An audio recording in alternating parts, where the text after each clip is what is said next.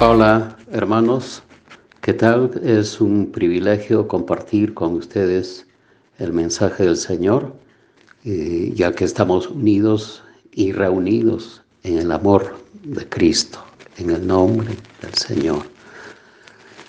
El mensaje lleva por título Encontrando la vida.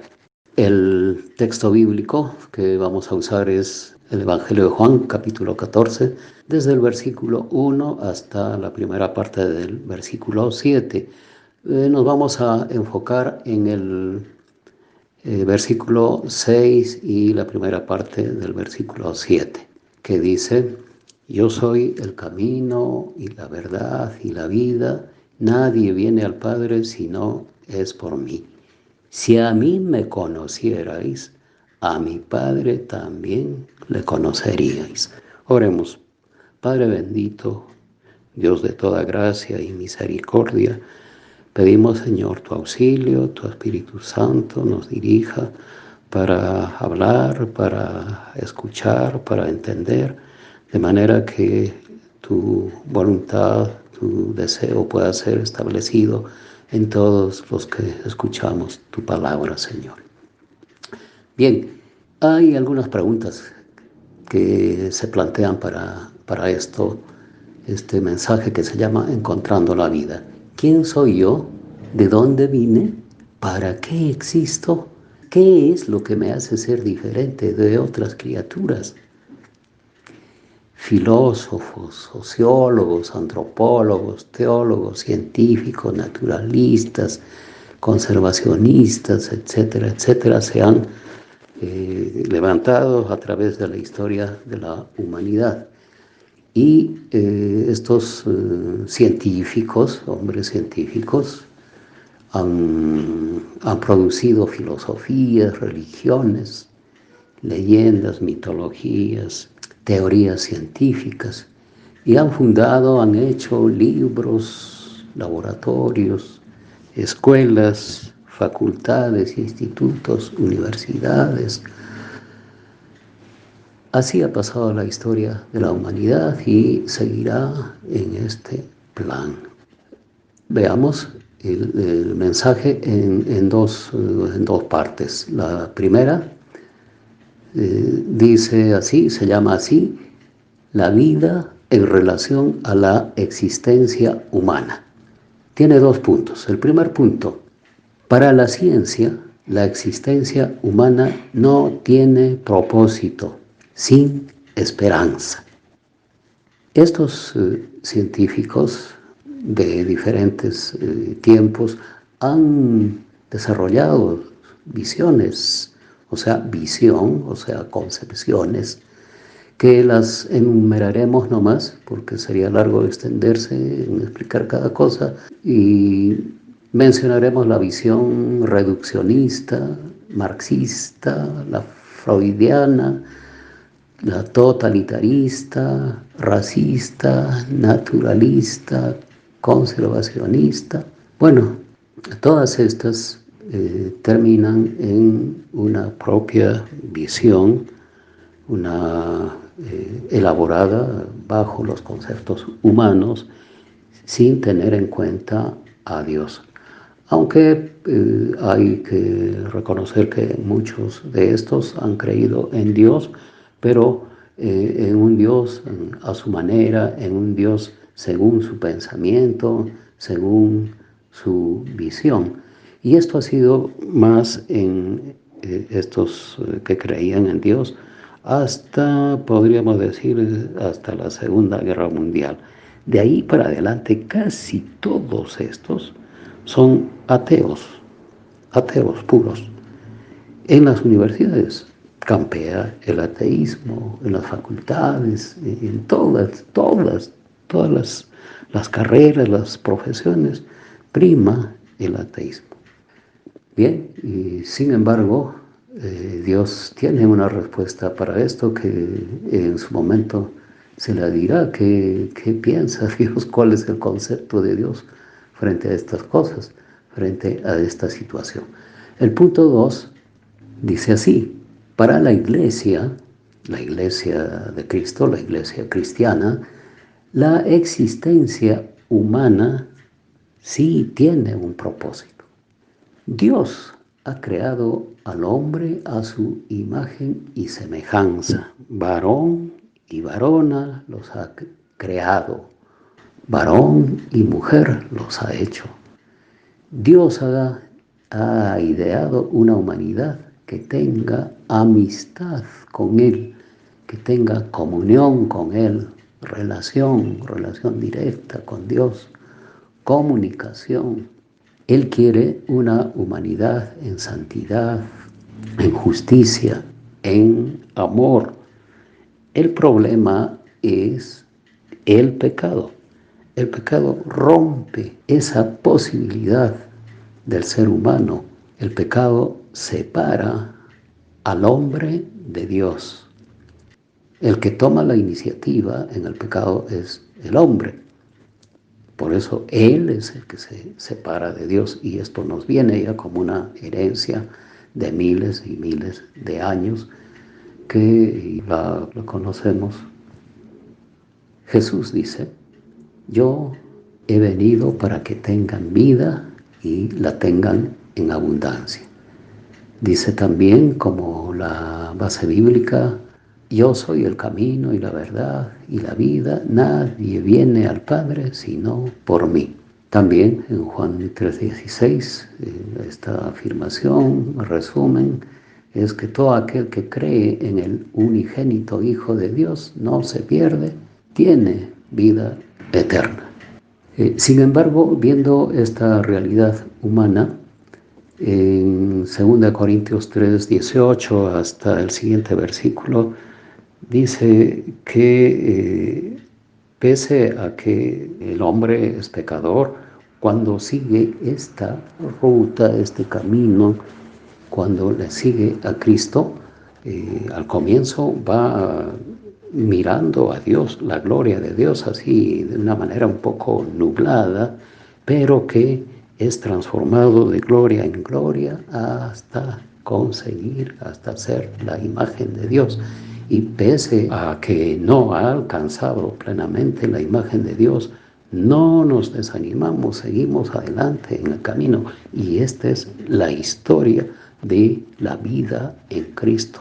Es un esfuerzo frecuente, una dedicación, una decisión de continuar en el camino del Señor, porque el camino verdadero es Jesús. La segunda parte plantea así: la vida en relación a Dios mismo. 2 puntos. El primero, el punto 1, Dios es el único que tiene vida en sí mismo. Dios es eterno, nadie lo ha hecho a Él. Él siempre ha existido. Él ha sido siempre, Él es y seguirá siendo. Es el eterno, el que mora en el eterno pasado, en el presente y en el futuro eterno. Dios es el único que origina existencia. Él es el creador. Dios es el único que origina vida. Y no solo origina vida, Él da vida. Él está dispuesto, Él quiere dar su vida a la gente, a las personas. Dios es luz. Cuando se entra al camino del Señor, Dios le saca de las tinieblas del error, de la necedad, del desconocimiento, de la ignorancia de las cosas de Dios. Pueden haber hombres muy sabios en su profesión, en su carrera, pero pueden ser totalmente ignorantes de las cosas de Dios. Es más, a muchos ni les interesa Dios para nada. Y algunos sí querrán creer en Dios, pero a su manera, no en la ciencia de Dios. Jesús, Dios, es el guía para una vida con propósito. El segundo punto Se llama Dios quiere compartir su vida. En el Evangelio de Juan, el capítulo 6, el versículo del 28 para adelante, unos versículos más, un día Jesús estuvo conversando con la gente y le plantean y le dicen, ¿qué debemos hacer para poner en práctica las obras de Dios? Y Jesús les responde, les dice, esta es la obra de Dios, que creáis en el que Él ha enviado. Entonces le dice, pero ¿qué señal haces? ¿Qué señal haces tú para que te podamos creer? Porque nuestros padres comieron pan del cielo en el desierto.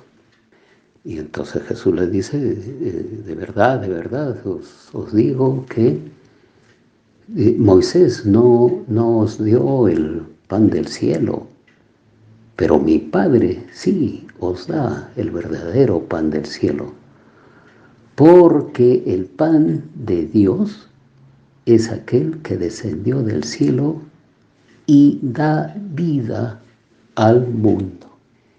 Entonces, en la sabiduría del mundo, el mundo no conoció a Dios. Es estas respuestas de Dios a estas visiones ya nombradas anteriormente, a la ciencia humanista. Está la primera carta a los Corintios, sobre todo en el capítulo 1 y en el capítulo 3, y sacando lo específico para el propósito de este mensaje, se afirma, por eso Dios enloqueció la sabiduría del mundo. El mundo por sí solo no puede conocer a Dios.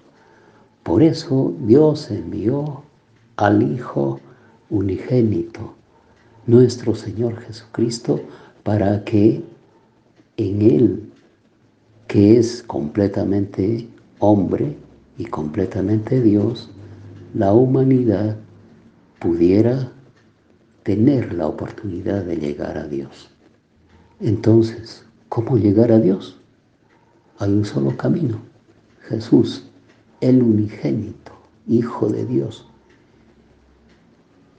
el Cristo enviado a la tierra para que en Él Dios dé su vida, la vida de Él, a las personas.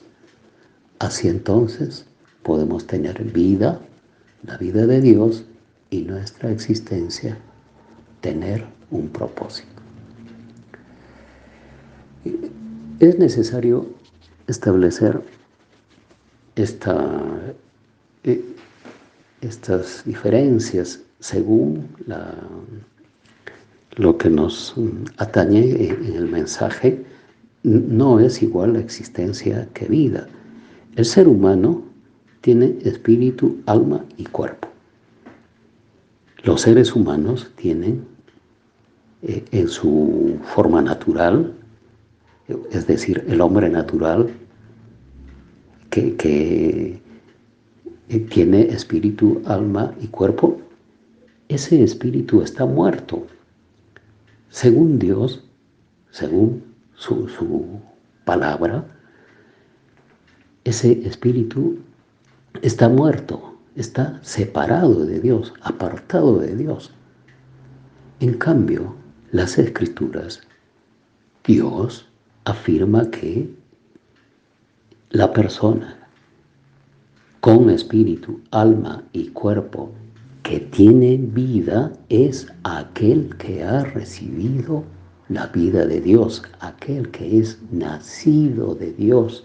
Y esta es la obra redentora de Jesús, que ha venido para dar la vida de Dios a los que quieran creer en Él, decidan creer en Él, pero creer a la manera de Dios, según el pensamiento de Dios, según la visión de Dios, según la sabiduría de Dios. Entonces, Para concluir, en la ciencia de Dios encontramos respuestas para las preguntas que se planteó al comienzo. ¿Quién soy yo? Eres una criatura de Dios. ¿De dónde vine? Dios te ha creado. Naciste de tu papá, de tu mamá, pero vienes como una criatura de Dios, como una creación de Dios. ¿Para qué existo?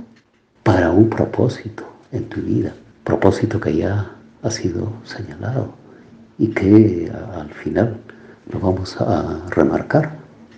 ¿Qué es lo que te hace ser diferente a otras criaturas? Que tienes espíritu, pero que si no has recibido la vida de Dios es un espíritu muerto. Entonces, para que tu espíritu tenga vida, hay que nacer de Dios. Haciendo una mirada a la visión de la ciencia oficial, la ciencia humanista, en la carta a los Corintios que se ha mencionado, Dios dice: destruiré el conocimiento de los sabios, desecharé el entendimiento de los entendidos. Y plantea y dice: ¿no ha enloquecido Dios la sabiduría del mundo? Entonces, según la ciencia humanista, no hay propósito ni esperanza para la existencia de los seres humanos. Igual será optar por hacer el bien o por hacer el mal, si es que no hay un propósito en esta vida. Entonces, como conclusión, primera conclusión, Dios es la vida. Dios es vida. Jesús es la vida. La segunda conclusión, para el cristiano, para el creyente en el mensaje del Evangelio, del reino de los cielos, del reino de Dios, el mensaje de Dios, el propósito de la existencia de un creyente es tener la vida de Dios para que así puedas ser para la alabanza de la gloria de la gracia de Dios. Y esto será en el reino de los cielos, pero las arras, el adelanto de esto ya lo tenemos, porque tenemos vida en Cristo Jesús. Y como una invitación, podemos decir, no está por gusto escuchando el mensaje. Dios quiere darle a su vida un propósito. Busque a Jesús. La persona que lo ha invitado, si es la primera vez que escucha estos mensajes, él le puede orientar más, porque él seguramente ha tenido y seguirá teniendo una experiencia personal, una relación personal con Dios. Amén. Hermanos, que el Señor bendiga su palabra.